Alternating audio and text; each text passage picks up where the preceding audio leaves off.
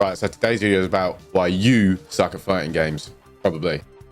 So the reason I'm doing this video is I see a lot of things on YouTube and the algorithm saying about like, oh yeah, fighting games are hard, fighting games are the most difficult thing ever, whatever. But really, what I've learned through coaching various people is that there's very common grounds that people could just, if they just identified, they'd be able to jump a step ahead of where they are and reduce the difficulty in learning. So I think I'll go over a couple of these points. Have a listen. Right, so the first most important point I think that people just completely just let go over their heads is patience. I know in real life they say patience is a virtue. In fighting games, patience is definitely a virtue.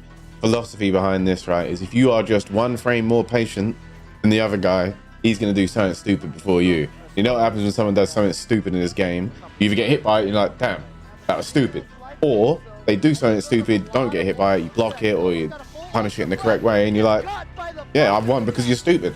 So ultimately, more patient you are, the more opportunity you're going to create just through your opponent's impatience. See, everybody's human. They're not gonna be static forever. So you just gotta be aware of a bunch of options that could happen and sort of timing they could happen around, and then just stay solid, stay patient. A lot of the times people will win the game for you. They'll lose the game themselves.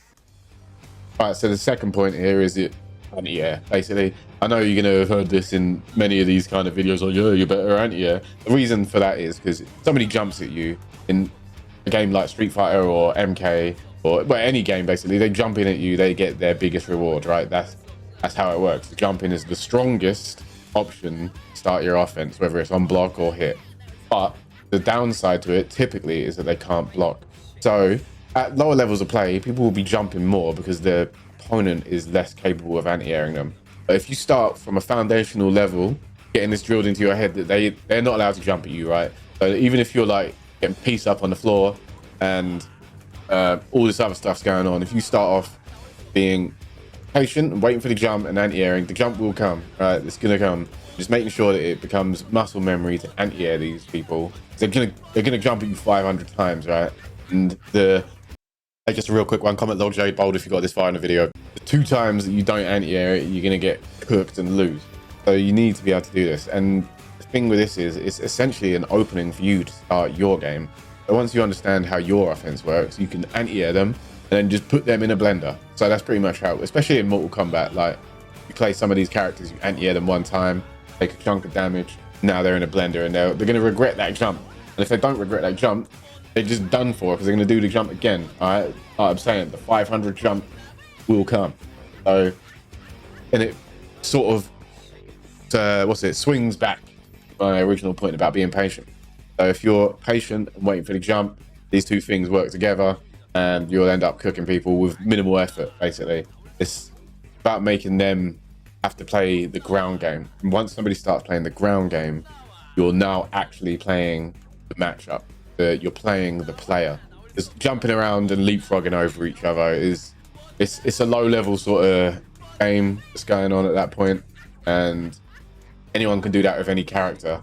You're not really using each character's like tools and weapons against each other properly till you figure out how to use them at certain ranges and on the ground. All right, so yeah, anti-airs are important. Get that drilled into your head.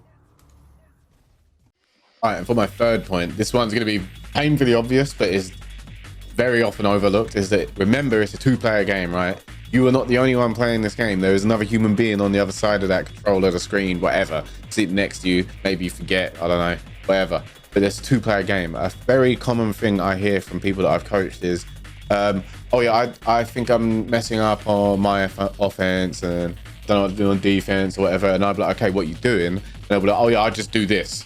And they're not really thinking about, you're just doing this, but your opponent is doing that. That is made to counter this.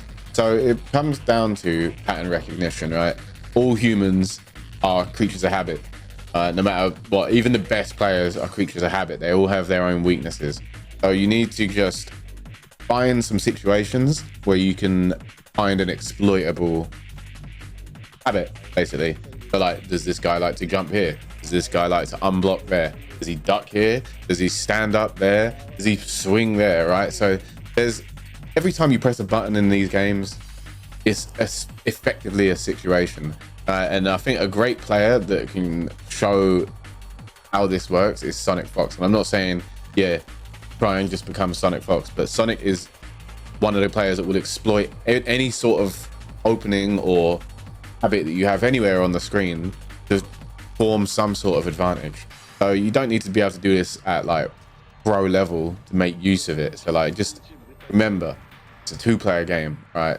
And if you're so stuck in the ways of thinking about what you're doing all the time, you're missing half the game. So if you, when you're playing the game and you're learning it, try and keep it simple. So the more simple you keep it, you want to keep it simple and effective, right? So you want to keep it options that they have to play around, but you don't have to put too much brain power in your own thought, so you can think about what they're doing. So that's like, people that will watch me, they'll say, yeah, you play so simple, and that's because I'm doing this. It's just a matter of keeping it simple. Yeah, whatever. Keep it simple. Make sure that you're able to be aware that it's a 2-player game and watch what they're doing as well. You'll find better answers this way. Guide to practice after you've played someone. You'll be more aware, and it'll help you grow faster as a player if you're aware of trying to keep track of what other people are doing. Right, so my next point is going to be about defense. So defense is a tricky one to get a grasp on at first, because you need to understand your opponent's offense to be able to apply your correct defense. But this is more about a mentality sort of thing. If you've been in my streams or seen me in tournament or whatever, I'll always say, don't get hit. Right? And I'm not memeing with that. Don't get hit is a state of mind. It's not a matter of factually just don't get hit by anything. There's certain things you can do. Don't get hit by something that's completely unnecessary. So like stray damage from just random projectiles in neutral, let's say, for example, like eat a fireball. Don't need to do that. That 6% or 7% could be the difference in winning a match. Things like, okay, so this guy's got a strike throw mix up. Let's say you know that this character's throw is going to send you full screen and the strike is going to do 50%. Don't let yourself get annoyed by being thrown a couple of times for the sake of losing 50%. It's a risk reward scenario. Be reasonable about it. Logical. It's logic. That's what defense is. It's mostly just logic and making a guess on what the opponent is going to do logically. What would be the smartest outcome here? And if you're new, a lot of the times is blocking something out until you got space back, or taking a throw until you got space back, and then you can go back to those other points I was saying, you know, being patient, having the anti-airs and all that, and keeping it simple. You can sort of play, see how all these points sort of submerge into one. Okay, so for this point, it's actually kind of a double-edged sword. First side of it is, don't get pissed off. Right, the reason for that is, like I was saying earlier, humans are habitual and they're also emotional creatures, right? You do something to someone X amount of times, they're going to start thinking a certain way. And if you look at all the top players in whatever game you're looking at, guarantee you, top players in your game, personality-wise, they're stubborn, like seriously stubborn. And that is because they're not going to get pissed off by something. And they're also doing the flip side of this that I'm saying, which is enforcing their will. So if you've watched, I'll use myself as an example, like the only grabs thing, right? I'll go into a match and I'm like, I'm just going to grab you till you're done, mate. I'm just going to keep grabbing you. And these people are whining like, hey, you just grabbing me, blah, blah, blah. But the whole premise there is being shown, right? You wind them up and they start thinking, oh, this guy's about to do this for the 100th time. It's like the anti-air thing, isn't it? But this is applying it in a different, more effective manner. That you need to do something in a fashion that is going to make your opponent annoyed, while at the same time not getting annoyed at what they're doing to you, because it's a two-way street. Like I said, it's a 2-player game. So the stronger you are in the mind about, first off, not getting tilted, and second off, being able to be like enforcing your way on the opponent, you'll get better results. That's pretty much just for certain. You'll be applying, again, the earlier points that I was saying. You need to recognize it's a 2-player game, right? There's like a sixth sense that I think fighting game players have. You can essentially feel the emotion of the player through the screen without even hearing them or seeing them or anything. Like there's definitely something like that going on. Grab someone like 10 times, they start twitching out in the game. You know that they're getting heated. When they get heated, they get to making dumb mistakes, and when they make dumb mistakes, you're going back to the first thing I was saying, which is Now they're doing something stupid and you win the game. And these things are all very simple and easy things to apply in whatever game you're playing. Like Mortal Kombat and Street Fighter as the examples again. You just, the throw beats the block and it also beats the mash. So you just throw people until they think, oh my God, I'm gonna get thrown again. Yeah, you're gonna throw them again. And then you only need X amount of times, which is normally like 2 or 3, or to bait them into thinking you're throwing them to win the game.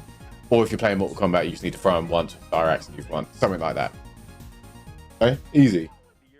So yeah, at the beginning I was saying fighting games are hard, but the whole training and learning process doesn't have to be hard. You just need to stay calm and be patient, all right? And then eventually you can use all the things that you're learning through your patience as building blocks to become a stronger player.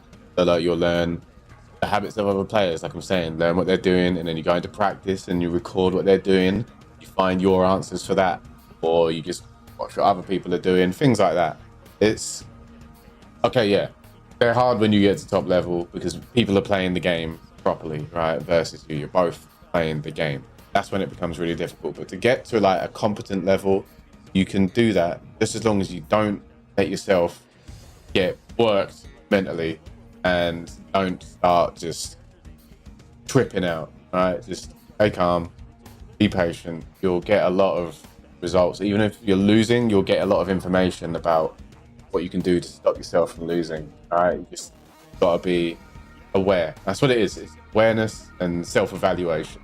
They're important factors. I guess they're probably another point I should bring up. But yeah, good luck out there. Basically, have fun getting jumped on 500 times. I know some of you are gonna be watching this video and like, yeah, he's right, and then you're gonna come back and it's gonna be like, yeah, Boxy, I got jumped on 501 times on the anti-air. As long as you anti-aired the 500-second jump onwards, you're doing all right. So you just gotta keep these things, like, keep on the points. But so yeah, appreciate if you stuck around the video this whole time. If you want more videos like this, just comment what sort of topic you want me to talk about that I might be able to talk about. I can waffle about fighting game philosophy for eternity. So yeah, just give me a shout. Get subscribed, what you're doing with your life, sort it out. Yeah, I'll see you in the next one. Thank you all again. All right, take care.